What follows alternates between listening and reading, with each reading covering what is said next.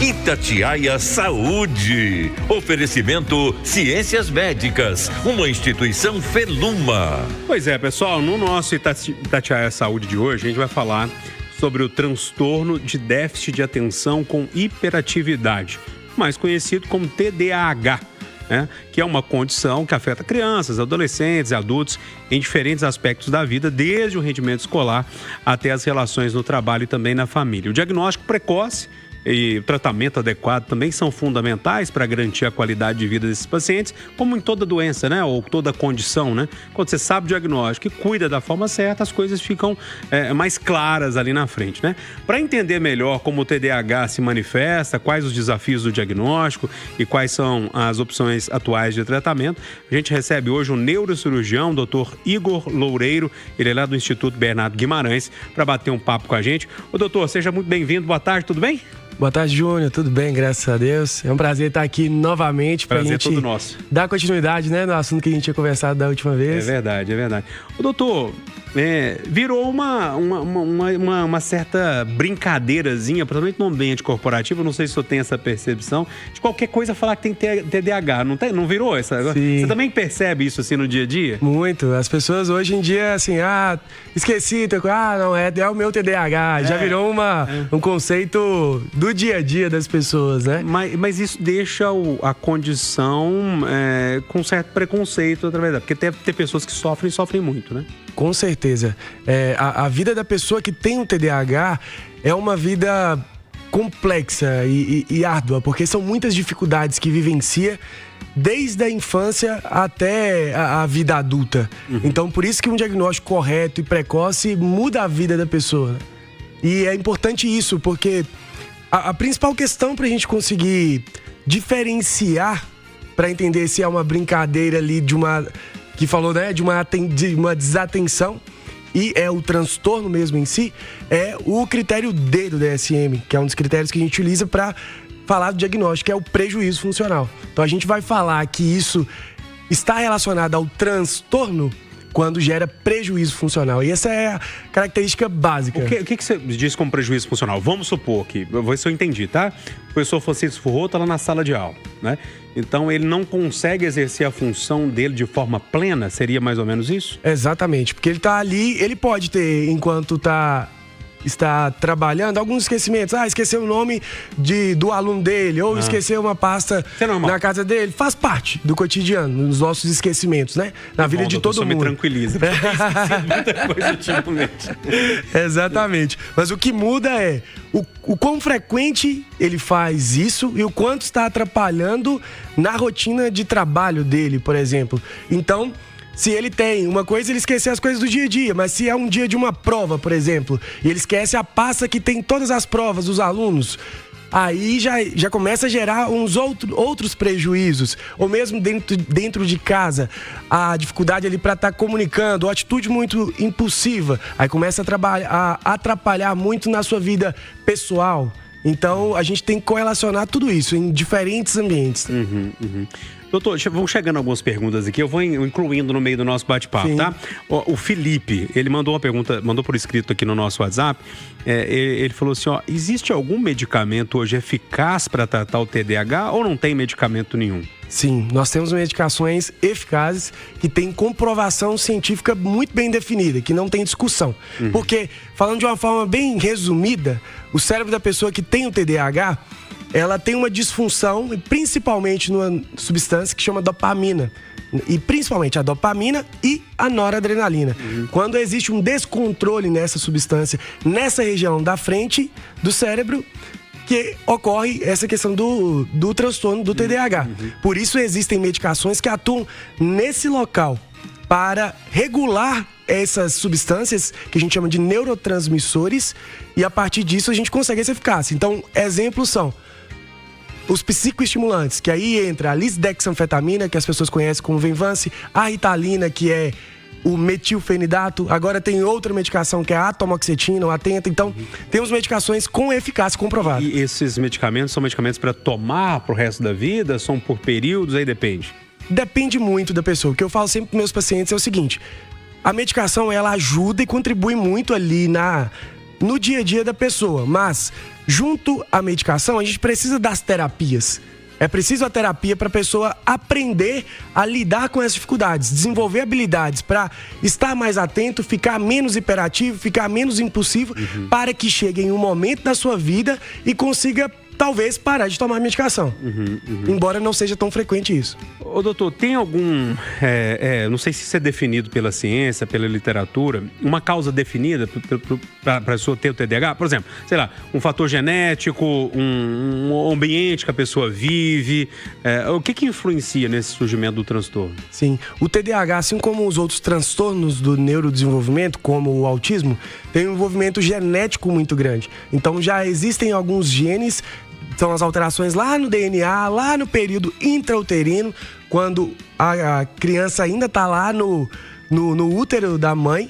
Tem essas alterações nessa genética que propicia para o desenvolvimento. Agora tem outras questões de medicação, ou às vezes uso de drogas, enfim. Tem outros fatores associados, mas o principal é a parte genética. E a gente tem um grau de hereditariedade muito grande. O que é hereditário? É o que é passado da parte genética de pais para os filhos. Então existe essa comprovação muito bem fundamentada na parte genética. Quando o senhor fala drogas, tem algumas substâncias ilícitas que vão acelerar esse processo, vão acentuá-lo? Sim, tem alterações aí envolvidas com algumas drogas. Por exemplo, a maconha tem um envolvimento com o TDAH, principalmente com o autismo. Já tem alguns estudos em desenvolvimento relacionado com isso, assim como o uso de drogas, mas principalmente o envolvimento da vida da mãe ali durante o período da gestação, sabe? Do que ela é exposta. Ah, tá. A mãe sendo exposta a algumas drogas, isso pode afetar a criança. Pode afetar a criança, exatamente. Entendi. Tem pergunta aí, Batista? Tem áudio pra gente ouvir? Manda aí. Oi, Júnior. Aqui é o Ailton, pedreiro, que mora aqui no bairro Quinto do Jacuba, em Contagem. Eu tenho uma filha de 25 anos e desde os 6 anos de idade ela tem TDAH. Então ela teve muita dificuldade na escola e tem um pouco de dificuldade no trabalho. Então quando ela vai para algum emprego, ela tem que tomar a Ritalina LA. Pergunta pro doutor aí o que é o melhor fazer. E aí, doutor, Ritalina é um medicamento para se tratar? Isso. A Ritalina é o metilfenidato. A Ritalina é o nome comercial do metilfenidato. E LA que tem uma liberação prolongada. Então ela atua aí por um tempo maior ao longo do dia da pessoa. E é muito importante isso, porque as pessoas acham que o TDAH atrapalha só na escola, lá na criança e pronto. Passou um tempo, virou adulto, não tem mais TDAH. Mas isso é uma mentira, porque uma comprovação é mesmo do que ele disse. A filha dele, com 25 anos, está sendo muito afetada pelas dificuldades relacionadas ao TDAH. Por isso a importância, muitas vezes, da gente utilizar também medicações com tempo de ação prolongado. Porque se ela toma, por exemplo, uma Ritalina no período da manhã, vai chegar o período da tarde, porque a Ritalina dura aí de 4 a 6 horas, vai chegar o período da tarde e ela não vai estar... A medicação já não vai estar atuando e não vai contribuir mais nas dificuldades que ela tem. Por isso que a gente tem que ter esse cuidado. Lá na escola, o senhor tem acompanhado muitos casos assim, professor? Cada vez mais casos, desde os primeiros casos, os primeiros alunos com esse diagnóstico que eu tive contato, foi ainda na primeira década do século XXI, ainda lá para o ano de 2007, 2008. Todo ano com o maior número de casos. E é importante, né, com a presença aqui do doutor Igor Loureiro, a gente fazer esse debate. Aí eu vou novamente fazer um apelo aos pais, tá? Até porque eu vivi isso também. Quando a gente vai ao Google ou a um navegador hoje, fala assim, TDAH. Aí aparece, a primeira coisa que aparece para vocês, e olha só que coisa, os 18 sintomas de TDAH. 18 sintomas. Se você ler, você tem todos. Né? Criança subir nas coisas, criança fazer barulho, criança não querer prestar atenção, é normal, viu, gente? Assim, tenham muito cuidado. Sinal de saúde, né? Levem lá o doutor Igor, levem a profissionais qualificados, não acreditem em diagnósticos feitos em 15, 20 minutos, em primeira sessão, né, doutor Igor? Tenham muito cuidado para medicar os seus crianças. O Brasil, a Ritalina foi um remédio que eu conheci quando eu comecei a ter contato com alunos com esse diagnóstico, e o Brasil se tornou um dos maiores consumidores mundiais desse medicamento. Isso é muito sério. Medicar crianças, medicar adolescentes, às vezes com remédios que têm essa função neurológica e são indivíduos que ainda estão com a formação cerebral em construção. É muito, muito sério. Então, eu faço um apelo aos pais e às mães para que não façam diagnósticos pelo Google, procurem profissionais responsáveis, qualificados, não se duvidarem, procurem uma segunda opinião e é claro que é necessário em alguns casos, né, doutor Igor, né, Júnior, né, pastor, mas medicar, né, é sempre o último caminho, né? Tentar sempre uma terapia mais adequada, tentar observar que cada caso é um caso, né, doutor Igor? Então, ficar atento, ficar pro olhar do pai, da mãe e junto com a escola é o melhor lá. Na psicologia já esbarra muito com isso também, pastor? Sim, eu até me questionei há alguns anos atrás o porquê do aumento de tanto diagnóstico de TDAH. Aí na época eu fiquei um pouco cético, falei, gente, será que isso é uma modinha do TikTok? Ou será que isso é uma modinha das mídias sociais? Porque um fala, eu tenho TDAH, e o outro fala, acho que eu tenho também.